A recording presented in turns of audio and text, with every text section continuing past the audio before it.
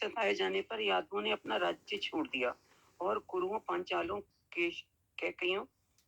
कैकयों, शाल्वों, विदर्भों, विशुद्धों, विदेहों तथा कौशलों के राज्य में प्रविष्ट हुए। किंतु उनके कुछ संबंधी कंस के इशारों पर चलने लगे और उनकी नौकरी करने लगे। जब उग्रसेन का पुत्र कंस देवकी के 6 पुत्रों का वध कर चुका तो देवकी के गर्भ में भगवान श्री कृष्ण का श्वास प्रविष्ट हुआ, जिससे उनमें कभी आनंद की तो कभी दुख की वृद्धि होती। यह श्वास महान मुनियों द्वारा अनंत नाम से जाना जाता है और भगवान श्री कृष्ण के द्वितीय चतुर्व्यूह से संबंधित है। तात्पर्य: कुछ प्रमुख भक्तगण यथा अक्रूर कंस के साथ उनकी तुष्टि के लिए रहते रहे। ऐसा उन्होंने कई उद्देश्यों से किया। उन सबको आशा थी कि कंस द्वारा देवकी के अन्य पुत्रों के वध के पश्चात 8वें पुत्र के रूप में श्री भगवान प्रकट होंगे, अतः वे उत्सुकता पूर्वक उनके प्रकटे की प्रतीक्षा करने लगे। कंस के साथ रहने से वे पूर्ण पुरुषोत्तम भगवान को जन्म लेते तथा बाल लीलाएं करते देख सकेंगे और बाद में अक्रूर भगवान श्री कृष्ण तथा श्री बलराम को वृंदावन से मथुरा ले जाने के लिए जाएंगे। पुर्युपास्ते शब्द महत्वपूर्ण है क्योंकि यह सूचित करता है कि कुछ भक्त कंस के पास इसलिए रुकना चाहते थे कि वे श्री भगवान की इन सब लीलाओं को देख सकें। कंस ने जिन 6 बालकों का वध किया था वे पूर्ण जन्म में मारीची के पुत्र थे। किंतु एक ब्राह्मण के शापवश उन्होंने हिरण्यकश्यप के नातियों के रूप में जन्म लेना पड़ा। कंस ने काल नेमी के रूप में जन्म लिया था और अब वह अपने ही पुत्रों को मारने के लिए विवश था। यही सब रहस्यपूर्ण बात थी। जो ही देवकी के पुत्र मारे जाते वे अपने मूल स्थान लौट जाते।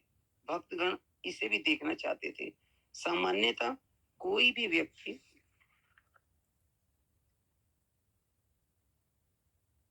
अपने भांजों को नहीं मारता, किंतु कंस इतना क्रूर था कि वह बिना किसी झिझक के ऐसा करता था। अनंत या संकर्षण द्वितीय चतुर्व्यूह से संबंधित है। यह अनुभवी टीकाकारों का मत है।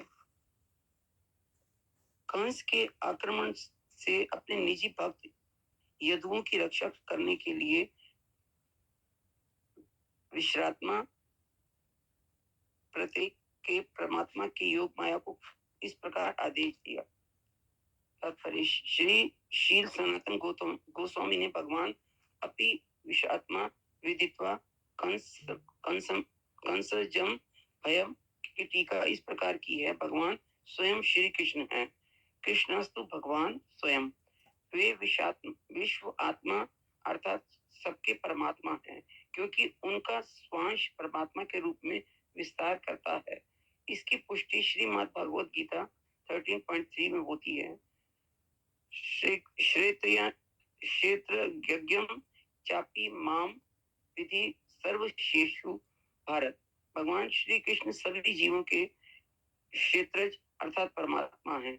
वे श्री भगवान के समस्त अंशों के आदि उद्गम हैं। श्री विष्णु के लाखों पूर्ण विस्तार हैं तथा संकर्षण, प्रद्युम्न, अनिरुद्ध तथा वासुदेव, किंतु इन भौतिक जगत में विषात्मा अर्थात सभी के परमात्मा तो क्षीरोदकाशायी विष्णु हैं।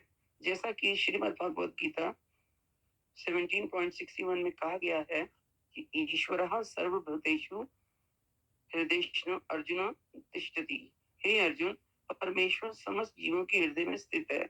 अपने अंश विष्णु तत्व के रूप में श्री भगवान श्री कृष्ण वस्तुतः विश्वात्मा है। फिर भी अपने भक्तों के स्नेहवश वे उन्हें निर्देश करने के लिए परमात्मा का कार्य करते हैं।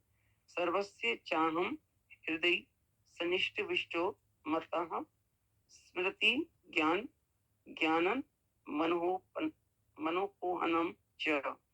परमात्मा के कार्य क्षीरोदकाशायी विष्णु से संबंधित होते हैं, किंतु भगवान श्री कृष्ण ने अपने भक्त देवकी पर कृपा की, क्योंकि वे जानते थे कि कंस द्वारा सताई जाने के कारण देवकी डरी हुई है। शुद्ध भक्त भौतिक अस्तित्व से सदैव डरता है। कोई यह नहीं जानता कि दूसरे क्षण क्या होगा, क्योंकि उसे किसी भी क्षण अपने शरीर बदलना पड़ सकता है तथा देहांतरण प्राप्ति की। यह जानकर शुद्ध भक्त यह इस तरह कार्य करता है कि उसे दूसरा शरीर धारण करके संसार के कष्ट न भोगने पड़े, जिससे उनका जीवन दूषित हो जाए। यही भयम अर्थात डर है। भयम द्वितीया भीन वेशतः स्यात्। श्रीमद् भागवतम 11:2-37। यह भय भौतिक अस्तित्व के कारण है। ठीक ठीक कहें तो हर एक को इस भौतिक अस्तित्व से सतर्क और भयभीत रहना चाहिए। इस तरह भौतिक संसार को न जानने से हर व्यक्ति प्रभावित होता है, किंतु पूर्ण पुरुषोत्तम भगवान श्री कृष्ण अपने भक्तों की रक्षा के लिए सदैव सतर्क रहते हैं। अपने भक्तों की रक्षा करने के लिए भगवान श्री कृष्ण अपने भक्तों के प्रति इतने दयालु तथा वात्सल्य रहते हैं कि वे उन्हें ऐसी बुद्धि प्रदान करते हैं जिससे वे उन्हें एक क्षण भी बुलाए बिना भौतिक जगत में रहते हैं। श्री भगवान ने श्रीमद् भगवत गीता 10.11 में कहा है, तेषाम एवानु माता जी आज एकादशी आप पढ़ दीजिए, गलत होता है तो मुझे पाप लगता है। तेषाम एवनुकंपात्मः अहम ज्ञानमतमः नाश्चयात्म अभावस्थो ज्ञानदीपेन भास्वता। थैंक यू माता जी।